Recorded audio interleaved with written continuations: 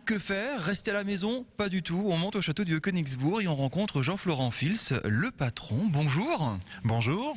Différentes animations que vous proposez durant ces vacances de la Toussaint, notamment des visites ludiques. L'idée, c'est de redécouvrir le château?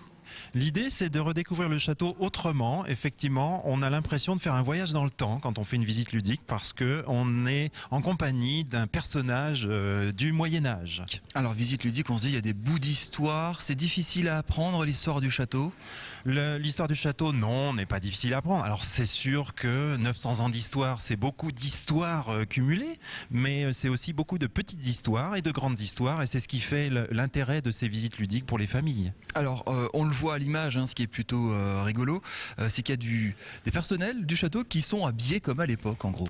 C'est quoi? C'est des musiciens, des chaudronniers? Il y a effectivement des musiciens, il y a des chaudronniers, il y a le ferronnier, il y a le palefrenier. Il y a différents personnages qui vivaient, qui existaient au Moyen-Âge et qui sont là pour vous faire vivre justement cette époque-là que l'on n'a pas connue, mais avec ce décor extraordinaire, et bien avec ce personnage, on peut justement vous transporter à l'époque médiévale. Construction au XIIe siècle, entièrement rénovée au XXe. Est-ce que c'est toujours étonnant de venir ici? Je suis sûr que tous les Alsaciens connaissent le château du Königsbourg. On arrive encore à surprendre aujourd'hui? On arrive encore à surprendre à chaque fois qu'un visiteur vient ici, mais même les personnes qui travaillent ici, quand elles arrivent devant ce monument, on est toujours impressionné parce que cette grande masse de grès rose nécessairement vous impressionne. Vous le sentez tout petit et c'est tellement majestueux, c'est vraiment beau, il faut le dire. Et encore plus en ce moment parce que c'est l'automne et avec les couleurs de l'automne, le grès rose qui se détache des couleurs automnales, c'est magnifique. C'est vrai qu'en montant de Saint-Hippolyte, vous avez toutes les vignes de couleur orangée qui sont extraordinaires. Il y a des ateliers.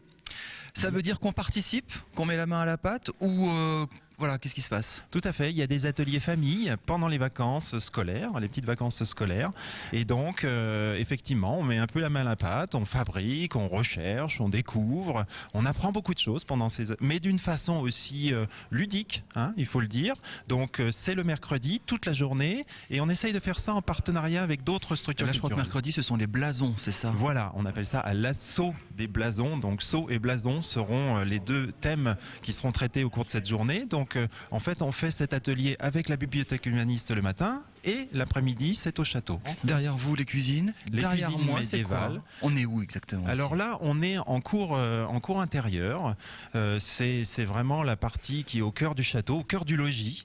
Voilà, vous aviez les pièces de réception, les pièces où on habitait, les pièces où on venait, où on accueillait des hôtes.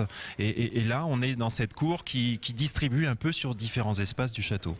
Merci Jean-Florent Fils, ici à 800 mètres d'altitude, c'est 800 ans d'histoire qui vous contemple sur toute la plaine d'Alsace. Venez monter au château pour passer des vacances de la Toussaint intelligentes, ludiques, c'est intéressant également.